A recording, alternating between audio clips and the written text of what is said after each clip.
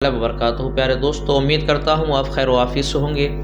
ہر بار کی طرح اس بار بھی میں ایک بہت ہی بہترین مسئلہ لے کر حاضر خدمت ہوا ہوں۔ جیسا کہ آپ تمامی حضرات کو معلوم ہے کہ ماہ رمضان المبارک کا مہینہ ہمارے درمیان آنے والا ہے، اور رب کائنات کی بارگاہ میں دعا ہے کہ ہم تمامی مسلمان بھائیوں کو اس مہینے کا تہہ دل سے استقبال کرنے کی اللہ ہمیں توفیق عطا فرمائے۔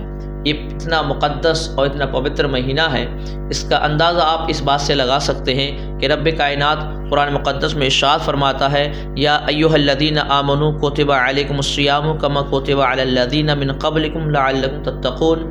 اس کا ترجمہ آپ صاف الفاظوں میں یوں ملاحظہ فرمائیں کہ رب فرماتا ہے کہ ہم نے اے ایمان والو، ہم نے تم پر روزے فرض کیے جیسے کہ تم سے پہلے والوں پر۔ یعنی ایسا نہیں ہے کہ روزے صرف ہم اسی امت میں فرض کیے گئے، ہم سے پہلے جو امتیں ہیں ان پر بھی روزے فرض کیے گئے۔ کس لیے؟ لعلکم تتقون، تاکہ تم متقی بن جاؤ، پرہیزگار بن جاؤ۔ تو یہ چیزیں آپ اپنے ذہن میں رکھیں کہ یہ جو مسئلہ ہے روزہ رکھنا، یہ سال میں صرف ایک ہی بار مہینہ آتا ہے۔ ویسے تو ہم نوافل روزے پورے سال رکھیں، مگر یاد رکھنا کہ ایک روزہ بھی اگر قضا ہو جائے، ہمارا چھوٹ جائے، اور پوری سال ہم نوافل روزے رکھے رہیں، پوری سال روزے سے رہیں، اور ایک روزہ چھوٹ گیا ہمارا فرض جو رمضان کا ہے، اور ہم نفل روزے رکھ رہے ہیں، تو یاد رکھنا اتنا ثواب اس میں نہیں ملے گا جتنا کہ ثواب ایک روزہ رکھنے میں ہے۔ اس چیز کے بارے میں آپ اپنے ذہنوں میں بٹھا لیں۔ جو لوگ بہانہ ملاتے ہیں کہ ہمیں بیماریاں ہیں، دقتیں ہیں، پریشانیاں ہیں، وہ اس چیز کا خاص خیال رکھیں۔ دیکھیے، صحیح بخاری و صحیح مسلم میں ابو ہریرہ رضی اللہ تعالیٰ عنہ سے مروی ہے کہ حضور اقدس صلی اللہ تعالیٰ علیہ وسلم ارشاد فرماتے ہیں کہ جب رمضان آتا ہے آسمان کے دروازے کھول دیے جاتے ہیں، آسمان کے دروازے کھول دیے۔ دوسری روایت میں ہے کہ جنت کے دروازے کھول دیے جاتے ہیں، ایک اور روایت میں ہے کہ رحمت کے دروازے کھول دیے جاتے ہیں اور جہنم کے دروازے بند کر دیے جاتے ہیں، اور یا شیاطین زنجیروں میں جکڑ دیے جاتے ہیں۔ اب اس چیز کا آپ خاص خیال رکھیں۔ یہ حدیث مبارکہ جو میں نے بیان کی، یہ صحیح بخاری و صحیح مسلم شریف میں ہے۔ اس کے راوی کون ہے؟ حضرت ابو ہریرہ۔ یہ بہت ہی مشہور صحابی ہیں، آپ سب جانتے ہیں، اکثر لوگوں نے ان کے نام سنا ہے۔ اب سوچیں اس میں کیا دے رہے ہیں دوسری روایت میں کہ شیاطینوں کو زنجیروں سے جکڑ دیا جاتا ہے۔ اب اس کے باوجود بھی کوئی بندہ رمضان کے مہینے میں اگر گناہ کرتا ہے، جو گناہ ادر دنوں میں کرتا ہے رمضان مبارک کے مہینے کے علاوہ، چونکہ اس میں شیطان کھلا ہوا ہوتا ہے، ہمیں بھٹکاتا ہے، ہمارے نفس امارہ کو بھٹکاتا ہے، ہمارے ذہنوں میں طرح طرح کے خیال پیدا کرتا ہے، تو یہ تو سمجھ میں آتا ہے کہ اور مہینوں میں شیطان ہم سے گناہ کروانے میں ڈٹا رہتا ہے، ہمارے پیچھے پڑا رہتا ہے۔ مگر چونکہ رمضان المبارک کا مہینہ ایک اتنا مقدس مہینہ ہے کہ جس میں رب کائنات شیاطینوں کو زنجیروں میں جکڑ دیتا ہے، اب اس کے باوجود بھی بندہ اگر گناہ کر رہا ہے تو سوچنے کی بات ہے کہ شیاطین تو بند ہیں۔ ادر مہینوں میں تو ہم اس کی طرف اشارہ کر دیتے ہیں کہ ہاں بھائی شیطان نے گناہ کروا دیا، اور بے شک کوئی گناہ ہے، غلط کام ہوتا ہے، وہ شیطان کی جانب سے ہوتا ہے، اور چونکہ میں رمضان المبارک کے مہینے میں شیطان تو بند ہوتا ہے، مگر پھر ہم گناہ کیوں کر رہے ہیں؟ پھر ہم سے غلط کام کیوں ہو رہے ہیں؟ اس مہینے میں ہم نمازیں کیوں چھوڑ رہے ہیں؟ اس رمضان مقدس مہینے میں ہم روزہ کیوں چھوڑ رہے ہیں؟ یہ سوچنے کی بات ہے۔ پتہ یہ چلا کہیں نہ کہیں کہ شیطان تو بند ہے، مگر ابھی ہمارے دل کے، ہمارے اندر جو شیطان ابھی موجود ہے نا، وہ ابھی بند نہیں ہوا، وہ ابھی مرا نہیں ہے۔ دیکھیے، اور میں آپ کو حدیث پاک سناتا ہوں، اور امام احمد و ترمذی ابن ماجہ کی روایت میں ہے کہ جب ماہ رمضان کی پہلی رات ہوتی ہے تو شیاطین اور سرکش جن قید کر لیے جاتے ہیں۔ اب یہاں پہ دیکھیے، شیطان تو ہوتا ہی ہوتا بند ہے، جو ایسے جن ہوتے ہیں جو مسلمانوں کو پریشان کرتے ہیں، مسلمان ایمان والوں کو پریشان کرتے ہیں، انہیں تکلیف پہنچاتے ہیں۔ اللہ کے حبیب فرماتے ہیں کہ ایسے جنات یعنی سرکش جن، وہ سرکش جن ان کو کہتے ہیں جو مسلمانوں کو پریشان کرتے ہیں، انسانوں کو پریشانی میں مبتلا کرتے ہیں، قید کر لیے جاتے ہیں، اور جہنم کے دروازے بند کر دیے جاتے ہیں، تو ان میں سے کوئی دروازہ کھولا نہیں جاتا، اور جنت کے دروازے کھول دیے جاتے ہیں تو ان میں سے کوئی دروازہ بند نہیں کیا جاتا۔ یعنی جہنم کے جب دروازے بند کر دیے جاتے ہیں تو ان میں سے کوئی دروازہ جہنم کا کھولا نہیں جاتا ہے، اور جنت کے جتنے دروازے کھول دیے جاتے ہیں تو ان میں سے کوئی دروازہ بند نہیں کیا جاتا ہے۔ اور منادی پکارتا ہے کہ اے خیر طلب کرنے والے متوجہ ہو، اور ارے شر کے چاہنے والے باز رہا۔ اور کچھ لوگ جہنم سے آزاد ہوتے ہیں، اور یہ ہر رات ہوتا ہے۔ یعنی منادی جب جہنم کے دروازوں کو بند کر دیا جاتا ہے تو وہ کبھی کھلتے نہیں، پھر رمضان میں، اور جنت کے دروازے کھول دی جاتی، پھر وہ بند نہیں کیے جاتے۔ پھر اس کے بعد ایک منادی اعلان کرتا ہے کہ جو خیر نیکی کرنے والے ہیں اس کو پکارتا ہے وہ توجہ کریں، اور جو گناہ کرنے والے ان سے کہتا ہے تم باز رہو، ان سے کہتا ہے باز رہو۔ اب آپ یہ چیز کا خاص خیال رکھیں، میرے سمجھ میں نہیں آتا اور سمجھ سے پرے ہے کہ رمضان المبارک کے مہینے میں سرکش جنوں کو بند کر دیا جاتا ہے، شیاطینوں کو قید کر دیا جاتا ہے، اس کے باوجود بھی اگر کوئی بندہ رمضان مبارک کے مہینے میں نماز نہ پڑھے اور روزے نہ رکھے، اور اپنی جو بیوی روزے دار ہے اس کو بنا کسی عذر شرعی کے آپ اپنی بیوی سے کھانا بنوا کے دن کے وقت میں، یعنی طلوع آفتاب کے بعد اور غروب آفتاب سے پہلے آپ دن میں کھانا کھا رہے ہیں۔ اللہ کے حبیب فرماتے، اور یہ حقیقت ہے کہ اس نے سور کا گوشت کھایا۔ اب سوچ سکتے ہیں کہ ایک مسلمان خنزیر کا گوشت ہرگز نہیں کھا سکتا، مگر چونکہ یہ مسئلہ ہے کہ آپ بنا عذر شرعی کے، یعنی کوئی عذر نہیں ہے کہ بس عذر آپ کا کیا ہے، آپ عذر پیش کرتے ہیں کہ ہم سے بھوک برداشت نہیں ہوتی، ہم پہ پیاس برداشت نہیں ہوتی، تو یہ کوئی عذر نہیں ہے، یہ کوئی عذر نہیں ہے، یہ تو صرف اپنی نفس کی پیروی کرنا ہے، اپنے نفس کا غلام بننا ہے اور اس کی خواہشات کو پورا کرنا ہے۔ پتہ یہ چلا جو نفس ہمارا شیطان ہے وہ ابھی زندہ ہے، ہم اس کے غلام بن چکے ہیں فل طریقے سے، ورنہ شیاطینوں کو جکڑ دیا جاتا ہے زنجیروں میں، جو سرکش جن ہوتے ہیں ان کو بھی قید کر لیا جاتا ہے۔ تو یہ دونوں ہیں مسلمانوں کو بھٹکانے والے، پریشان کرنے والے، روزے نماز سے دور کرنے والے۔ چونکہ یہ دونوں بند ہو چکے ہیں، اب اس کے باوجود بھی بندہ گناہ کر رہا ہے، تو آپ اس کا مطلب کیا نکالیں گے کہ انسان خود ایک شیطان بن چکا ہے، انسان خود شیطان بن چکا ہے۔ تو بڑے افسوس کی بات ہے۔ بس آپ لوگوں سے مؤدبانہ گزارش ہے کہ کہیں مہمانی میں جانے، بہت سارے مہمانوں کو دیکھا ہے کہ آتے ہیں اور وہ یہ نہیں دیکھتے کہ آپ پہلے تو رمضان المبارک کے مہینے میں آئے، دن کے وقت میں آئے، اس کے باوجود بھی آپ گھر والا ان کو سوچتا ہے کہ ہمارے گھر پہ آئے ہیں یہ، ہم ان کو ناشتہ کرائیں، نہیں کرائیں گے تو بندہ برا مانے گا۔ اپنے گھر کا ایک قانون بنائیں، ہم کو صرف اللہ اس کے رسول کی رضا حاصل کرنی ہے۔ کوئی مہمان آئے تو ہم اس کو کہیں گے بھائی رات کو رکیں، آپ افطار کرائیں اس سے، اس کے بعد میں اس کی خدمت کریں۔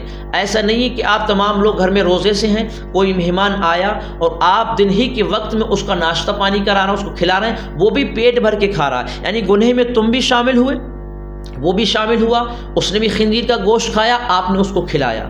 آپ کی حلال کمائی بھی رمضان کے مہینے میں دن کے وقت میں اگر اس کا حلال کمائی سے آپ کھا رہے ہیں تو وہ بھی حرام ہو گئی۔ اس چیز کا آپ خاص خیال رکھیں۔ دوسرا یہ کہ دن کے وقت میں آپ صبح سے لے کر، یعنی آپ نے روزے کی نیت کر لی اور اذان لگ گئی فجر کی، اس کے بعد سے لے کر آپ شام کو مغرب کی اذان سے پہلے تک آپ اپنی بیوی سے ہم بستری تک نہیں کر سکتے، وہ بھی جائز نہیں ہے۔ کچھ لوگ کہتے ہیں حضرت کہ رمضان کے مہینے میں ایسا نہیں کر سکتے، نہیں، بالکل ہو سکتا۔ آپ روزہ افطار کرنے کے بعد میں اور روزہ سحری کھانے کے درمیان آپ اپنی بیوی سے مل سکتے ہیں، اس میں کوئی حرج نہیں، کوئی دقت کی بات نہیں ہے، مگر دن کے وقت میں چونکہ آپ ایسا نہیں کر سکتے، کریں گے تو روزہ ٹوٹ جائے گا۔ اب روزہ کن کن چیزوں سے ٹوٹے گا وہ بھی اسی ویڈیو میں سن لیں آپ غور سے۔ بہت سے لوگ کہتے ہیں حضرت سر میں تیل ڈالنے سے کیا روزہ ٹوٹ جائے گا؟ تو دیکھیے سر میں تیل ڈالنے سے روزہ نہیں ٹوٹتا ہے، دوسرا سرما لگانے سے بھی روزہ نہیں ٹوٹتا ہے، مگر یاد رکھیں کہ آپ آنکھوں میں ڈراپ ڈالیں گے، ناک میں تیل ڈالیں گے یا کان میں دوائی ڈالیں گے، تو آپ اگر ایسا کر رہے ہیں تو ان چیزوں سے روزہ آپ کا ٹوٹ جائے گا، روزہ آپ کا ٹوٹ جائے گا۔ دوسری بات اور سن لیں کہ جو کہتے ہیں کہ ہم نے سحری کھائی اس کے بعد ہمیں الٹی آ گئی تو کیا ہمارا روزہ ٹوٹ جائے گا؟ تو یاد رکھیں الٹی اگر تھوڑی سی ہے، منہ بھر قے نہیں آئی، اگر منہ بھر کے الٹی نہیں آئی تو روزہ نہیں ٹوٹے گا۔ ہاں اگر ایک دم فوری طور پر تھوڑی آئی پھر تھوڑی آئی، یعنی تھوڑی تھوڑی کر کے کئی بار آئی، اب وہ منہ بھر کے ہو گئی، تب جا کے آپ کا روزہ ٹوٹ جائے گا، ورنہ اگر ایک دو بار اگر آپ کی تھوڑی سی الٹی آئی تو آپ کا روزہ اس سے نہیں ٹوٹتا ہے۔ دوسرا بات یہ ایک بہترین مسئلہ اس میں اور ملاحظہ فرما لیں، جب بات آ گئی ہے تو آپ اس کو پورا سنیں غور سے، کہ کسی بندے کے پیٹ میں درد ہو رہا ہے، اب اتنا درد ہو رہا ہے، وہ حالت روزے میں ہے، روزے کی حالت میں ہے، اب کیا کرے؟ دوا تو کھا نہیں سکتا، ڈاکٹر نے کہا کہ آپ کو دوا کھانی پڑے گی ورنہ آپ کو اسی طریقے سے درد ہوتا رہے گا۔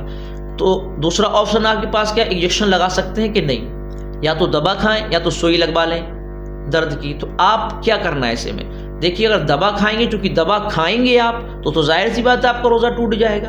अब रही बात कि आप रोज़े से हैं, दर्द आपको बर्दाश्त नहीं हो रहा है, बर्दाश्त के बाहर है, दिक्कत परेशानी ज़्यादा है, तो ऐसी हालत में आप दर्द की इंजेक्शन लगवा सकते हैं, दर्द की सुई आप लगवा सकते हैं, उसमें आपका रोज़ा नहीं टूटेगा क्योंकि आप माजूर हैं, क्योंकि आप दवा तो खा नहीं सकते, आपका रोज़ा टूट जाएगा। तो आप इंजेक्शन फौरी तौर पर लगवा सकते हैं कि आपका दर्द रुक जाए, ताकि आपका रोज़ा दवा खाने की नौबत नहीं आए, ताकि अगर दवा खाएंगे तो टूट जाएगा। तो ऐसी हालत में आप इंजेक्शन लगवा सकते हैं, मगर ताकत का इंजेक्शन नहीं लगवा सकते कि आप कमज़ोर हैं बहुत ज़्यादा और सोच रहे हैं कि हम इंजेक्शन लगवा लें ताकि हमें रोज़ा हाड़े नहीं, रोज़ा हमें मुश्किल ना लगे, हमें कमज़ोरी ना आए, इसलिए हम हालत रोज़े में हमने इंजेक्शन लगवा लिया तो आपका रोज़ा टूट जाएगा। इस चीज़ का आप ख़ास ख्याल रखें। कुछ लोग कहते हैं कि हालत रोज़े में हम कोलगेट वगैरह कर सकते हैं कि नहीं, बिल्कुल आप कोलगेट कर सकते हैं। बेहतर यह है कि आप मिसवाक करें, और मिसवाक के बहुत सारे फ़वाइद हैं, उससे दिमाग भी बढ़ता है, दांत मजबूत भी होते हैं, आँखों की रोशनी भी बढ़ती है, ये तमाम बातें हैं, और मिसवाक करना सुन्नत रसूल है। तो ये तमाम मसाइल जो मैंने आपको बताए हैं, उम्मीद करता हूँ कि आपको इसमें आपको बहुत सारी जानकारी आपको हो गई होगी, बहुत सारी मालूमात हो गई होंगी। चूँकि कल इंशाअल्लाह ताला, कल या परसों 2-1 दिन में माह रमज़ान मुबारक हमारे दरमियान आने वाला है, तो मैंने सोचा क्योंकि ना इन मसाइल से आपको वाकिफ़ करा दिया जाए।